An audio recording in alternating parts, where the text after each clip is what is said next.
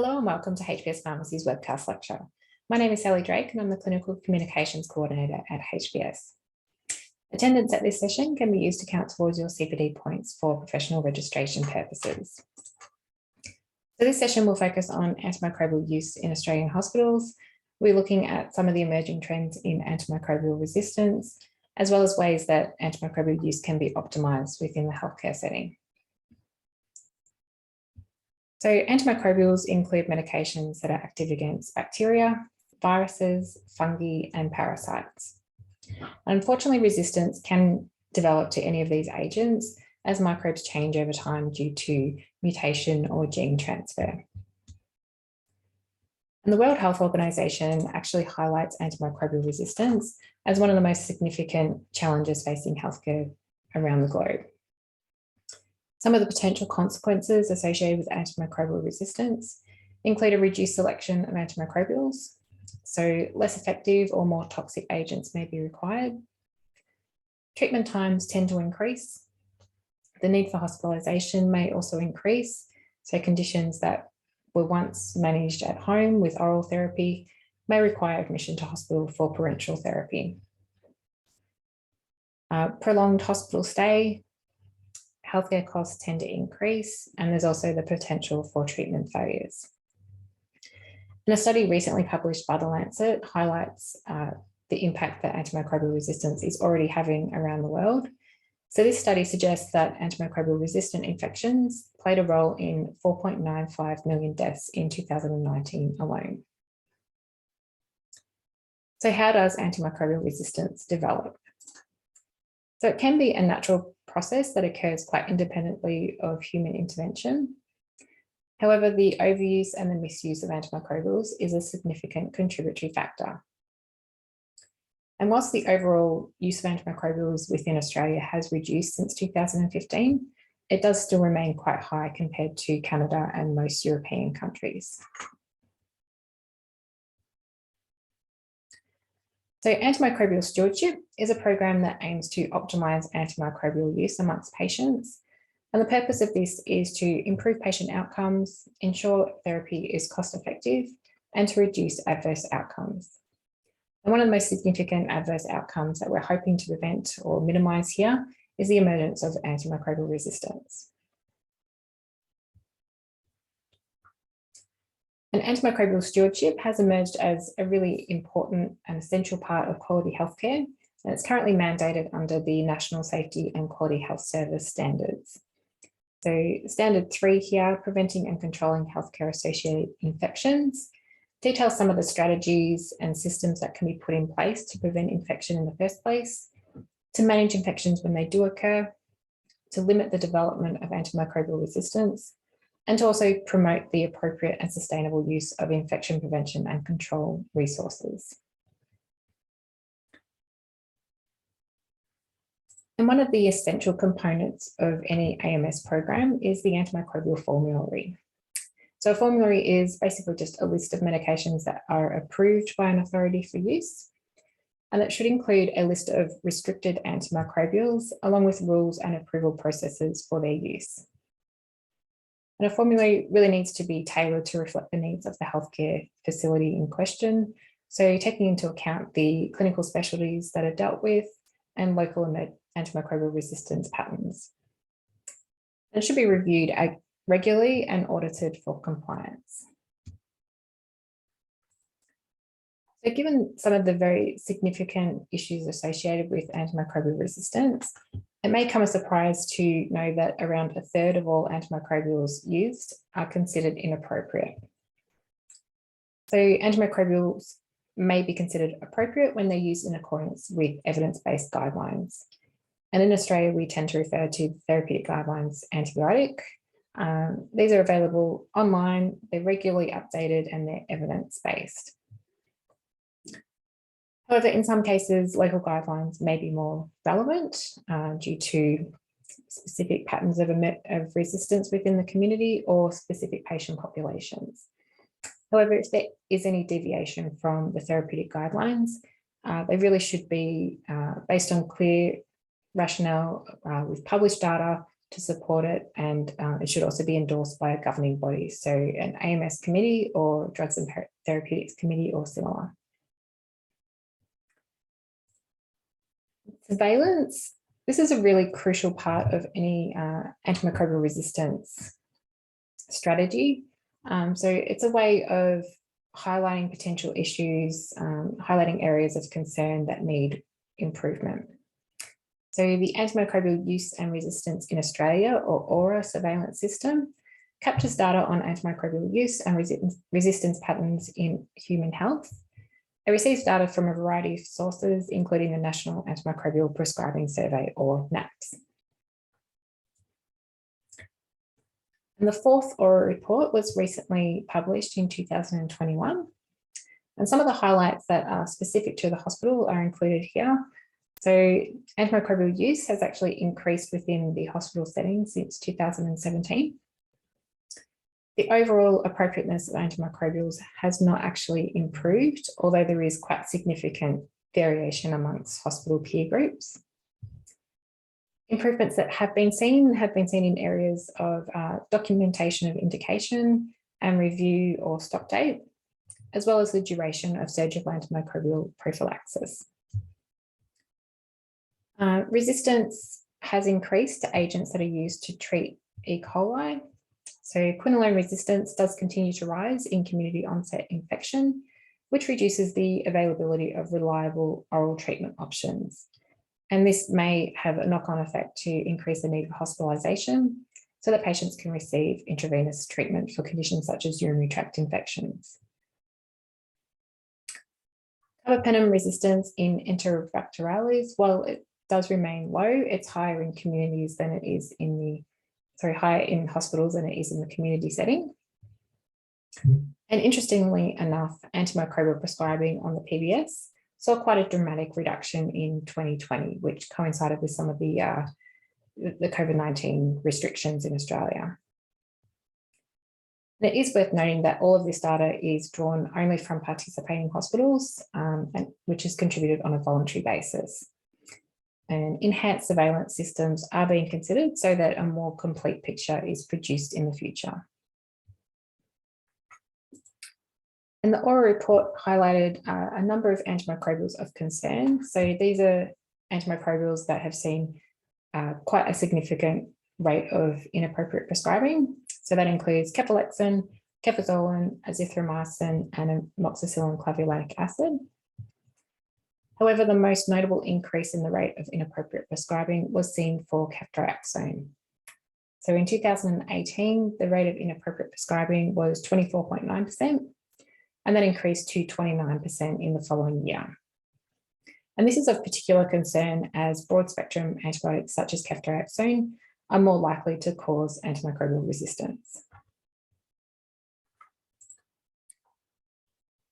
And 20 indications were looked at in this report, and the 3 indications with the most inappropriate prescribing were chronic obstructive pulmonary disease, surgical prophylaxis, and non-surgical wounds. And these 3 indications of concern remained constant between 2018 and 2019. The COPD had the highest rate of inappropriate prescribing at 45.8%, according to the 2019 hospital NAPS. And the data suggests that non-compliance with guidelines is actually continuing to rise. And this has been highlighted as an indication that requires urgent intervention, as antibiotic therapy is not always indicated for exacerbations, even if a bacterial cause is considered likely. So for less severe exacerbations, antibiotics are associated with only quite minimal reductions in the rate of treatment failure. However, they are associated with quite significant adverse effects. For patients that do require intensive care management, however, antibiotics do significantly reduce the rate of treatment failure and reduce mortality.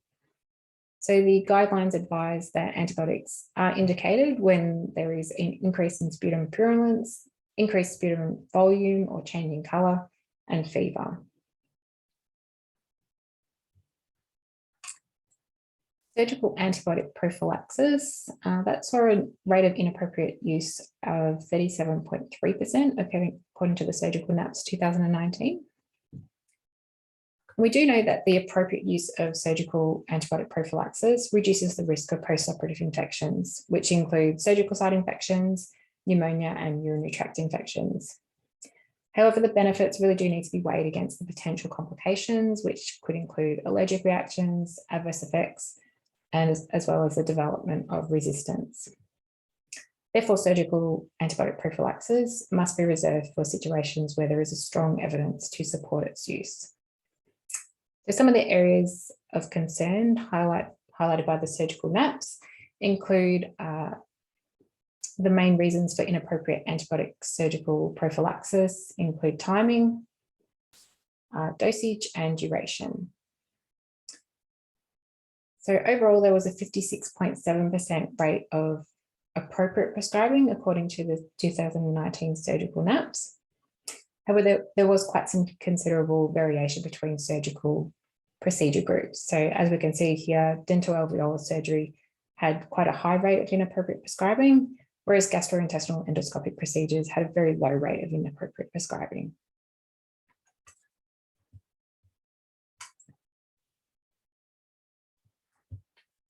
So according to the therapeutic guidelines, postoperative prophylactic antibiotics are not required for the vast majority of clean and clean contaminated procedures. And of all the patients who received postoperative prophylaxis, 42.8% received ongoing prophylaxis that extended 48 hours or more. And this is considered a prolonged duration, which increases the risk of infections with resistant pathogens or C. difficile. And this prolonged duration was more commonly seen in ophthalmology, dental alveolar, and head and neck surgery. And the third indication highlighted was non-surgical wounds. And according to the AURA 2021 report, the rate of inappropriate use in this indication was 27.5%. Conversely, the three indications with the highest compliance was gram-positive bacteremia, osteomyelitis, and medical prophylaxis. And these three indications of high compliance remained the same between 2018 and 2019. So the National Alert System for Critical Antimicrobial Resistances, or CAR-ALERT, was established in 2016. And this contains national data on priority organisms with critical resistances to last-line antimicrobials.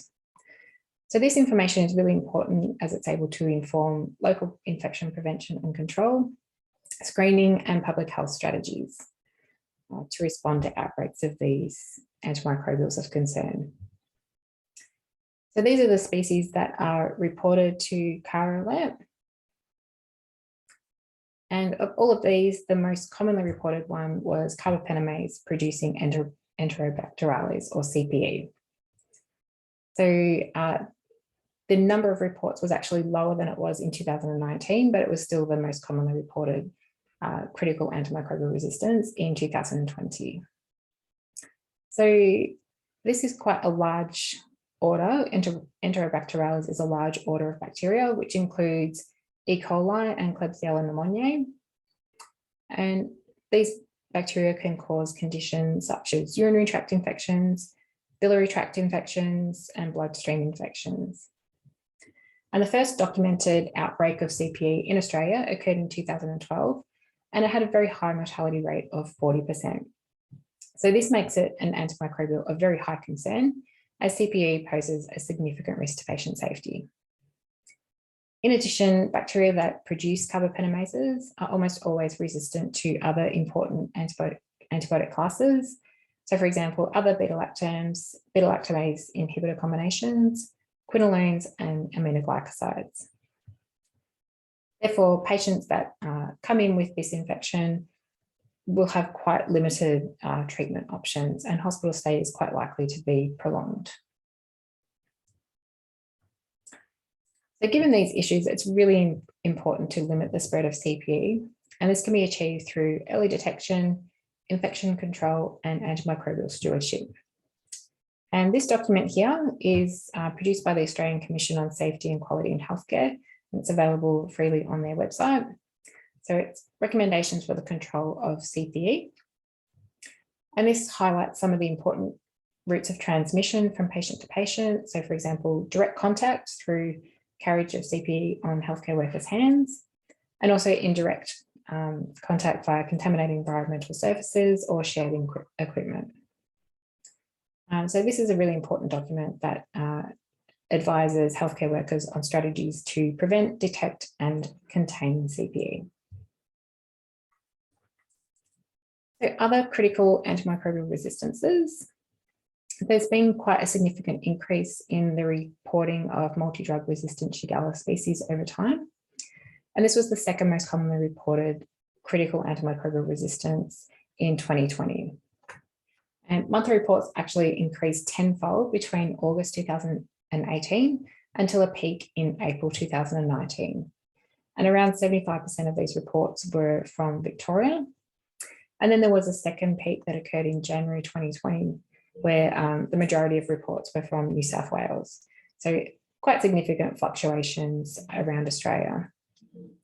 And reports then significantly fell in early 2020. And then we have Candida auris, which is quite an interesting organism, which was only recently added to CAR alert. This is considered an emerging fungus, which is often multi-drug resistant. And some strains are even resistant to all antifungals that are typically used to treat Candida infections. It can be difficult to identify, and when it is misidentified, it can lead to inappropriate management of patients. Globally, it has caused healthcare outbreaks, and in 2019 and 2020, this species was reported in 3 Australian states, so in New South Wales, Victoria, and WA.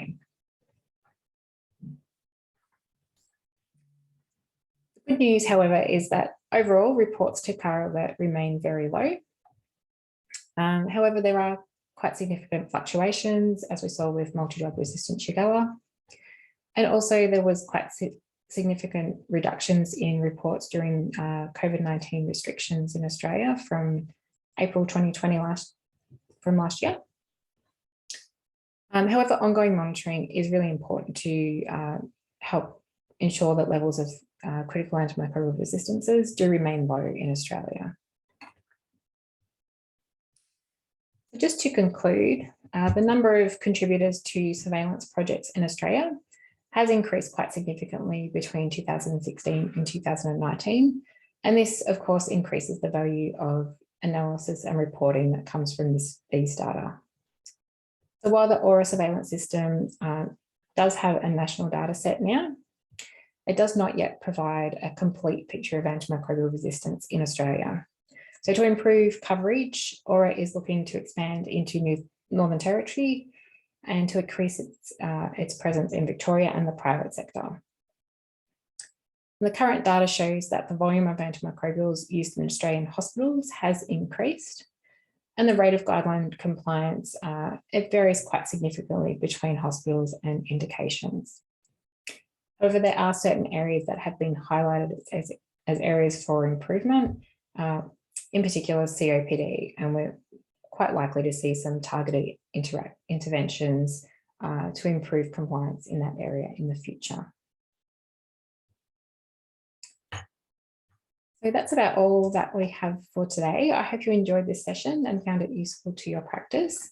If you do have any questions or feedback on today's session, please contact me directly at sally.drake@hps.com.au. Thank you again.